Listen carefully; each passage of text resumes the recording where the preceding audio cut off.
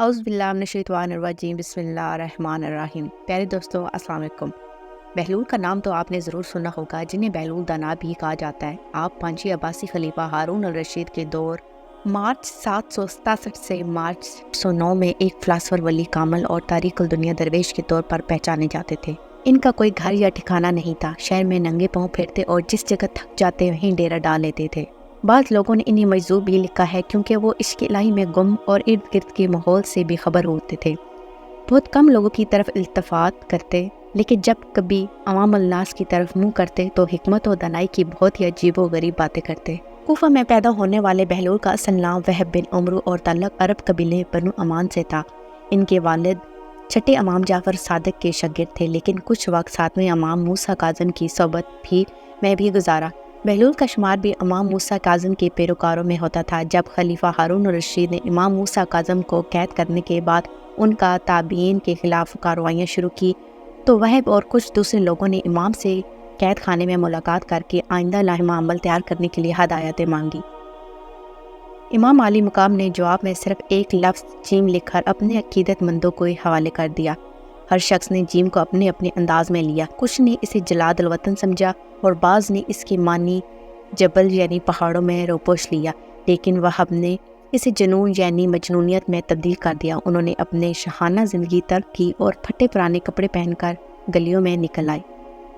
خلیفہ ہارون رشید سے ان کی ملاقات 188 ہجری میں خلیفہ کے سفر حج کے دوران کوفہ میں ہوئی، جس کا ذکر امام ابن کثیر نے بھی کیا ہے۔ بہلول نے ہارون کو جو نصیحتیں کی ان سے متاثر ہو کر وہ انہیں اپنے ساتھ بغداد لیا اور پھر بہلول کا ٹھکانہ بغداد کی گلیاں ہی رہی۔ بہلول کا مزار بھی بغداد میں ہی ہے، جس کی ایک گوشے کے بارے میں مشہور ہے کہ وہاں سکھ مذہب کے بانی گرو نانک نے چلا کاٹا تھا۔ کہتے ہیں کہ ایک دن بہلول دریائے دجلہ کے کنارے بیٹھے گیلی ریت ڈھیریاں بنا رہے تھے اور ہارون الرشید کی چہیتی ملکہ زبیدہ اپنے محل کی شروکے سے بڑے نماغ کے ساتھ انہیں دیکھ رہی تھی۔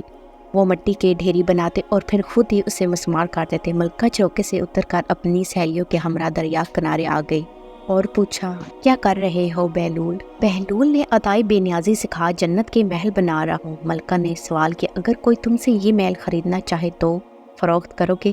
بہلول نے کہا، ہاں ہاں کیوں نہیں، میں بناتا بھی ہوں اور فروخت بھی کرتا ہوں۔ ملکہ نے پوچھا، بتاؤ ایک محل کی کیا قیمت لوگے؟ بہلول نے بے ساختہ کہا، 3 درہم۔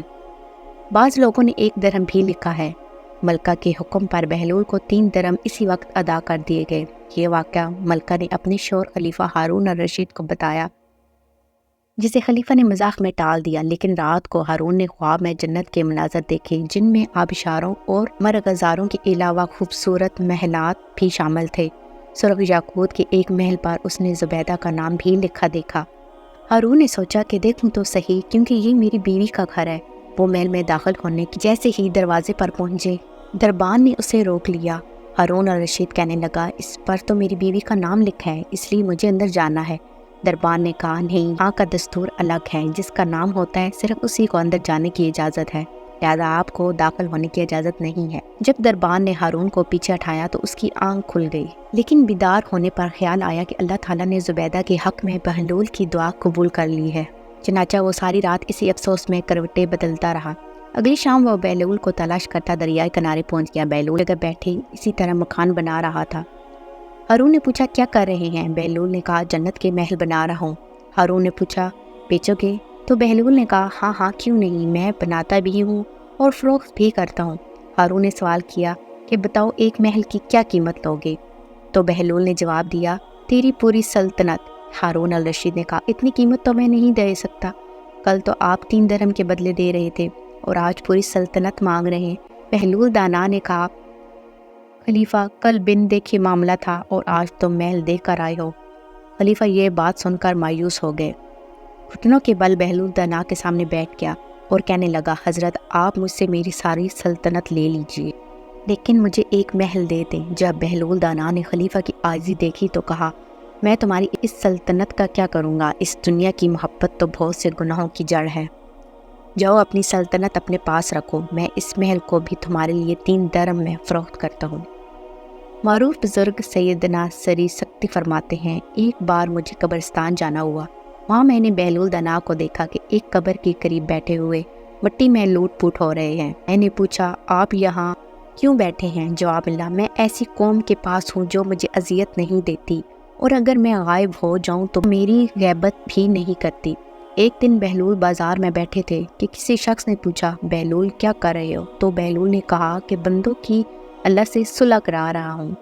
اس شخص نے کہا کہ پھر کیا بنا؟ بہلول نے کہا کہ اللہ تو مان رہا ہے لیکن بندے نہیں مان رہے۔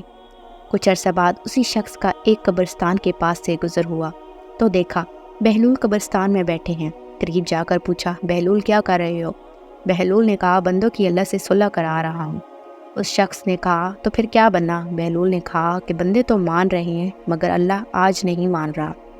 بہلول سے ایسے درجنوں واقعات اور دانائی کی باتیں منسوب ہیں۔ کچھ لوگ اسے کتابی باتیں کہتے ہیں اور بعض اسے روحانیت کے معراج مانتے ہیں، لیکن یہ طے ہے کہ جو بہلول دانا کہہ گئے وہ پتھر پر لکیر ہو گیا۔ جزاک اللہ۔ اگر آپ چینل پر نیو ہیں تو چینل کو سبسکرائب کر دیں اور ایک کمنٹ کر دیں۔